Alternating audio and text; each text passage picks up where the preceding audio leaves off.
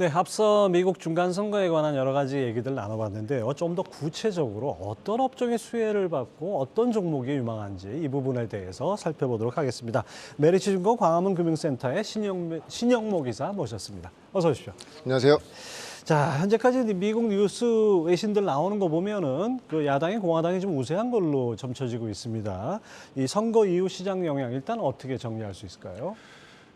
일단 뭐 압승이냐 아니면 뭐 민주당의 선전이냐 이렇게 보는 것 같고요. 근데 이제 아무래도 그 민주당과 공화당의 어떤 정책 컬러가 완전 다르다 보니까 민주당은 다들 아시겠지만 신재생 관련돼서 지금 뭐 바이든이 지금 계속 밀어붙이고 있는 IRA 관련된 이런 네. 법들, 이런 관련 법규들 굉장히 지금 단단하게 만들어가고 있는 상황인데 공화당은 뭐 전통적으로 이제 소위 말해서 시크릿 업종, 그러니까 화학 연료를 주로 하는 뭐 석유라든지 정유라든지 이런 쪽 업종이 좀 공화당이 좀 정권을 잡게 되면 좀 더 좋을 거라는 그런 예상을 갖고 있는 것 같은데, 근데 사실 좀 시장은 좀 많이 반영을 시킨 것 같습니다. 예.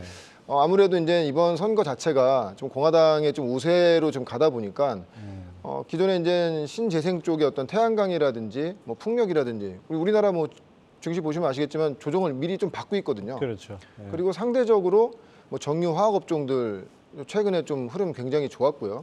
근데 이제 우리가 좀 생각 좀 해볼 게, 만약에 진짜 공화당이 뭐 압승, 뭐 상원 하원 다 잡아서 압승하게 된다고 했을 때 과연 지금 미국이 추진하고 있는 이런 신재생에 관련된 이런 어떤 정책이 뒤로 후퇴할 수 있는가도 좀 생각을 좀 해봐야 될 것 같습니다. 예. 그러니까 너무 이제 물론 이제 이런 단기적인 이슈, 미국의 어떤 이런 단기적인 이슈가 우리나라의 증시에 미치는 영향이 크다 보니까 굉장히 민감하게 우리가 반응하는 것은 맞는데, 우리가 좀 더 깊이 생각해 본다고 하면은 지금의 어떤 이 신재생 에너지 산업의 어떤 흐름으로 봤을 때는 좀 돌이킬 수 없는 이런 구간까지 온 거라고 저는 판단을 되고 있거든요. 그래서 물론 이제 이제 선거가 끝난 이후에 공화당이 과연 어떤 정책적 스탠스를 취해야 될지도 우리가 좀 예상을 뭐 그런 건 사실 예측은 잘 안 되지만 그런 것도 좀 봐야겠지만, 너무 그거에 앞서서 어떤 뭐 공화당의 정책 기조에 어떤 연관돼 있는 산업이라든지 반대돼 있는 산업에 대해서 우리가 매수 매도에 대해서 너무 단정적으로 우리가 판단해서는 안 된다.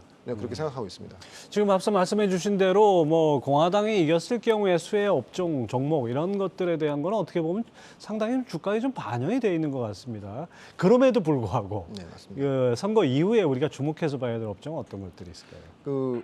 왜냐면 지금 이미 이제 좀 어느 정도 반영됐다고 말씀하셨는데 맞습니다. 반영된 게 맞고요. 일단 기본적으로 이렇게 어떤 이벤트가 있을 때 선반영이 된 이후에 그다음에 뭐 바로 뭐 어떤 정책적인 스탠스에 대해서 막 정책에 대해서 막 얘기하지는 않을 거 아니에요. 좀 시간이 흐른 이후에 어떤 정책 관련된 것들이 나온다고 했을 때 실제로 거기에 그런 정책이 공화당이 추구하는 정책이 기존에 선반영된 업종에 또 나오느냐, 아니면은 다시 신재생 쪽으로 또 좋은 얘기가 나오느냐, 이렇게 볼 수 있을 것 같고, 기본적으로 전통적으로 봤을 때 그냥 우리가 딱 공화당 하면 생각하는 그런 석유화학 업종들 생각하시면 뭐 이미지에 많이 떠올리시는 업종들 지금 뭐 화면 보시면 아시겠지만 뭐 S-OIL이라든지 SK이노베이션, 정유라든지 LG화학, 화학업종, 롯데케미칼 같은 이런 쪽도 지금 상당히 좋고요. 그래서 근데 좀 약간 선반영돼 있고요. 근데 약간 우리나라 시장에서 약간 좀 생각해봐야 될 게, 기존의 우리나라의 정유라든지 화학업종의 전통적인 정유와 화학업종에 들어가 있는 방금 언급드렸던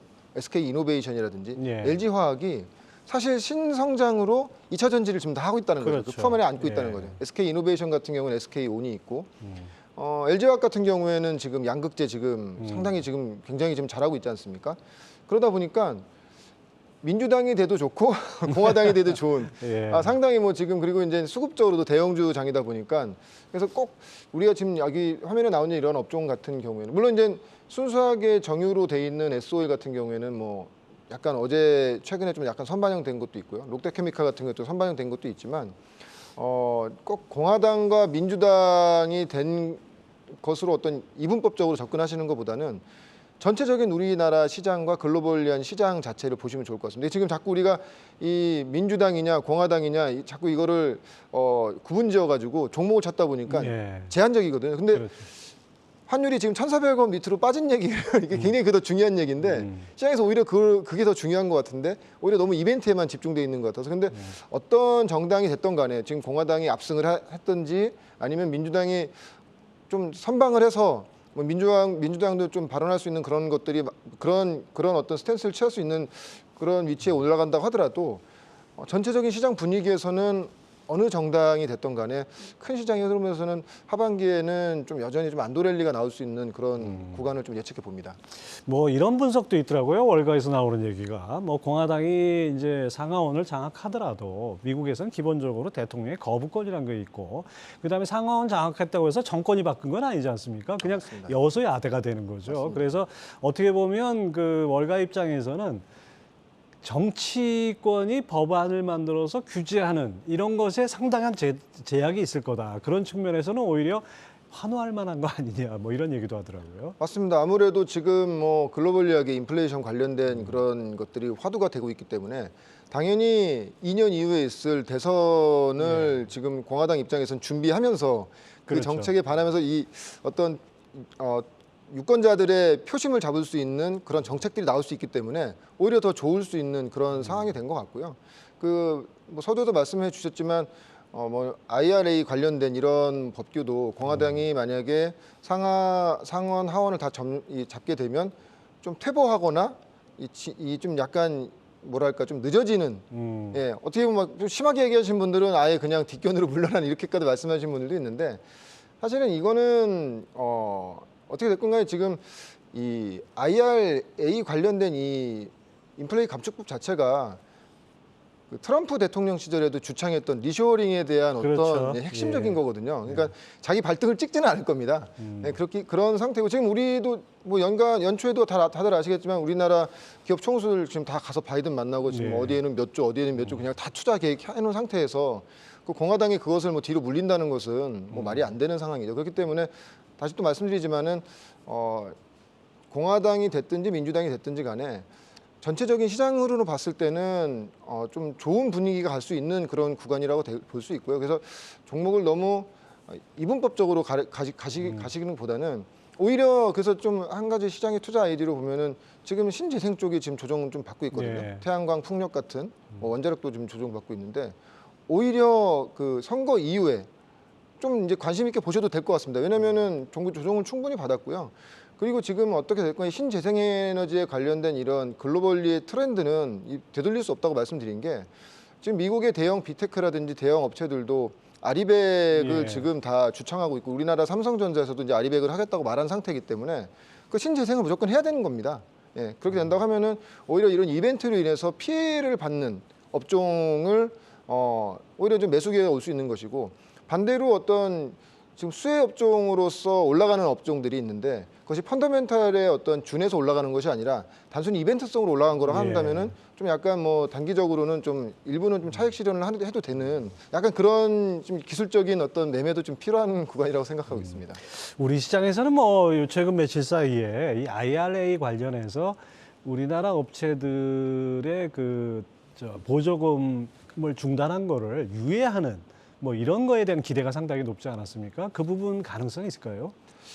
글쎄요, 그 뭐 일단은 사실 그것 때문에 어제 이제 현대차, 기아차가 상당히 좀 많이 올랐고요. 근데 중요한 거는 미국에서 우리나라의 어떤 이런 그 산업적인 어떤 이런 이 유해 우리나라의 어떤 상황에서 유예를 시켜준다는 얘기가 나온 거기 때문에 스탠스 자체가 그렇게 나온 거기 때문에 당연히 좋을 수밖에 없겠죠. 특히 이제 최근에 보면 그 대형주 장세임에도 불구하고 현대차, 기아차가 굉장히 지지부진했는데 그렇죠. 어떤 주가에 좀 활력을 좀 줄 수 있는 모멘텀이 생긴 거기 때문에 증시 자체로는 상당히 좋은 흐름으로 보고 있습니다.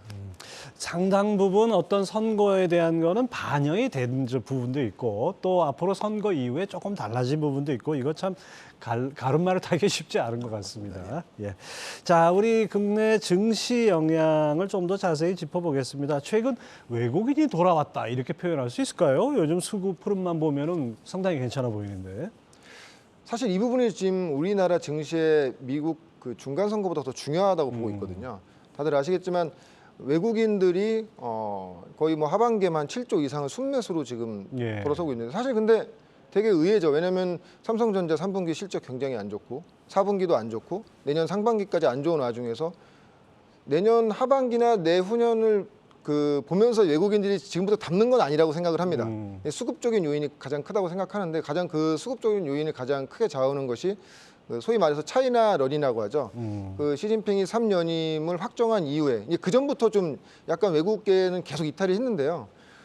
3연임을 확정한 이후에 시진핑의 어떤 발언이 시장 친화적이지 않고 좀 더 어떤 약간 그 미국과 좀 각을 세우는 또 대만에 대한 그런 또 자극적인 좀 얘기를 하다 보니까 외국인 입장에서는 중국에 들어가 있는 외국인 입장에서는 굉장히 정치적인 불확실성이 그렇죠. 된 거죠. 왜냐하면 새로 또 5년을 이제 시작한 건데 새로운 이 불안하게 5년을 가져갈 수가 없다는 거죠.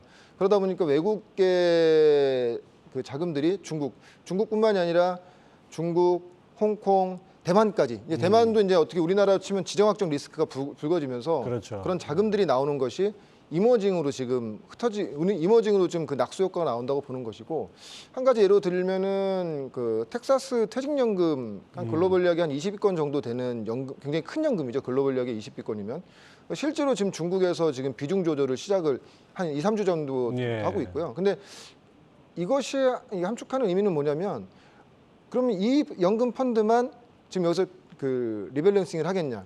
그 이와 유사한 연금들도 리밸런싱이 계속 된다. 그렇기 때문에 그런 외국계 자금이 지금 우리나라에 유입되는 거죠. 왜냐하면 그래서 그 중국에서 나오는 이런 외국계 자금이 다른 이머징, 뭐 브라질이라든지 인도라든지 우리나라로 지금 오는 것 같고 그 연금 같은 경우에는 거기서 중국에서 나온 자금을 본국으로 다시 빼는 것이 아니라 이머징의 비중을 그대로 유지하고 있습니다.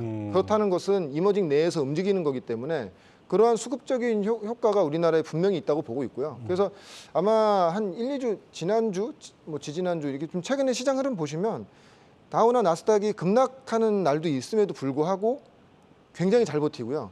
좋으면 또 우리나라가 더 좋아지는. 왜냐하면 수급이 굉장히 좋다 그렇죠. 보니까. 예, 그래서 대형주의 순환적인 이런 장세가 지금 계속 이어지고 있다 이렇게 볼 수 있습니다.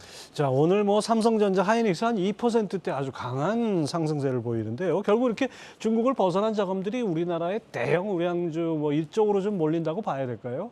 맞습니다. 왜냐하면 일단 기본적으로 그 우리나라 일단 예전에 반대로 생각하시면 돼요. 중국이 이머징에 들어가면서 우리나라에 그렇죠. 있는 외국인 그러면서 대형주들이 많이 빠졌잖아요.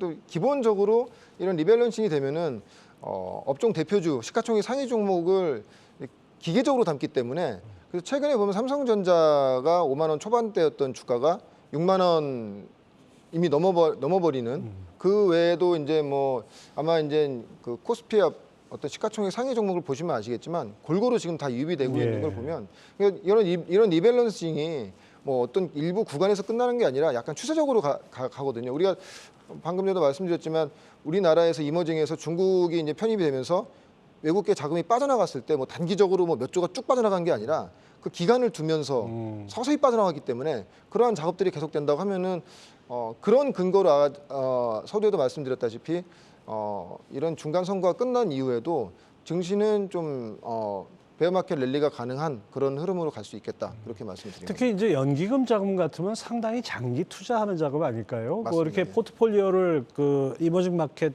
자금 중에서 포트폴리오를 조정한다 그러면 이게 단순히 그냥 치고 빠지는 자금이 아니라 적어도 몇 년은 보고 들어오는 이렇게 봐도 될까요? 맞습니다. 또 특히나 지금 들어오기 굉장히 좋은 구간이었던 게 달러 강세에서 네. 삼성전자 같은 경우에는 항상 삼성전자는 글로벌력의 가장 싼 IT 주식이잖아요. 그리고 이렇게 어려운 인플레의 시대에도 좀 현금이 100조, 뭐 현금성으로 할 수 있는 게 200조. 그러니까 뭐 주가가 굉장히 싸 보이는 거죠. 일단 실적이야 뭐 당분간 안 좋다고 하더라도 언젠가는 업황이라는 건 도는 것이기 때문에 그렇게 되면 외국인들이 들어오기에는 굉장히 지금 네. 그 대형주에 굉장히 좋은 흐름이 되다 보니까 사실 삼성전자가 좋으면 일단 개별주는 별로 안 좋은 건 사실인데요. 기본적으로 이렇게 대형주가 지수를 잡아주면 그 이후에는 또 중소형주로도 이제 순환매가 될 수 있기 때문에 우리나라 증시로는 당분간 어떤 뭐 그 대외적으로 뭐 정말 무슨 막 핵전쟁이 난다든지 네. 갑자기 뭐 유럽에서 뭐 IMF 뭐 구제금융 뭐 이런 급의 어떤 매크로하게 크게 흔들릴 그런 이슈가 아니라고 한다면 상당히 좀 안정적인 시장 흐름이 나올 것으로 예상하고 있습니다. 자, 수급이 재료에 앞선다라는 증시 격언이 떠오르는 그런 상황인 것 같습니다. 자, 앞서 미국 중간 선거 이후 국내 증시에서 어떤 종목이 유망할까 했는데 거기 포스코 홀딩스가 들어가 있어요. 그거는 어떤 배경입니까? 네, 포스코 홀딩스 이제 뭐 소개시켜 드리자고 한다면요. 일단 포스코 홀딩스, 그러니까 사실은 어떻게 보면은 지금 포스코 철강 자체는 지금 비상장이기 때문에 포스코 홀딩스가 철강 부분의 전체 이익의 이제 86% 정도를 이제 포스코 홀딩스가 이제 그 예. 영업이익단에 나오고 있고요. 어떻게 보면 사실은 시크리컬의 대장주죠. 특히 지금 본업 자체를 되게 좋게 보는 가장 큰 이유는 뭐냐면 어떤 뭐 공화당에 대한 뭐 이슈도 분명히 있을 수는 있지만 그래서 어제 보면은 현대제철이 한 5, 6% 오르면서 포스코 홀딩스도 좀 올라가는 그런 상황인데 사실 우리나라는 뭐 그거 외에도 지금 보면 네옴시티에 관련된 어떤 예. 이벤트도 있고 사실 또 만약에 거기에 우리나라가 참여하게 된다고 하면은 엄청난 철강과 화학의 제품이 들어갈 거는 자명한 사실이고요. 좀 더 길게 본다고 하면은 우크라이나 재건에 대한 어떤 기대감, 예, 언젠간 전쟁은 끝날 것이고 지금 그것들을 복구하기 위해서는 그 재건하기 위해서는 많은 또 이제 철강이나 화학 제품 들어가야 된다는 이 기본적인 그래서 본업 자체는 바닥에서 돌아갈 수 있다. 이것을 뭐 일단 기본적으로 말씀드려야 될 것 같고 사실 포스코 홀딩스를 어떤 신재생의 어떤 주도적인 주식이라고 말씀드리면 좀 약간 의아하실 분들이 예. 있는데 지금 표 화면 보시면 알겠지만 이제 표를 보시면 아시겠지만 전체 매출에서 영업이익단에서 차지하는 비중이 포스코 철강의 절대적이죠. 한 80%에서 예. 86% 정도가 되고요. 근데 지금 자회사의 어떤 이런 흐름을 본다고 하면은 2차 전지 쪽에 수직 계열화를 이미 지금 시켜놓고 있습니다. 왜냐하면 아르헨티나 그 리튬 이 광산뿐만이 아니라 그리고 포스코 케미칼을 통해서 양극재까지 지금 생산하는 그런 구간으로 가고 있어서 지금 포스코 홀딩스를 시장에서 보는 어떤 뭐 시크리컬의 철강으로 보실 것이 아니라 수직 계열에 대한 그냥 셀을 제외한 광산에서 리튬부터 니켈 그리고 양극재까지 만드는 그런 그리고 그 이후에 폐배터리까지 만드는 예. 그런 수직 계열화를 시켜놓은 지금 그런 회사고 향후에는 포스코 홀딩스 같은 회사들이 계속적으로 미국 북미라든지 유럽의 자동차 업체들한테 러브콜을 받을 수밖에 없겠죠. 왜냐하면 IRA 법에 가장 적합한 그러니까 탈중국의 어떤 수직 계열화가 됐기 때문에 계속적으로 러브콜이 올 수 있다고 보고 있습니다. 그래서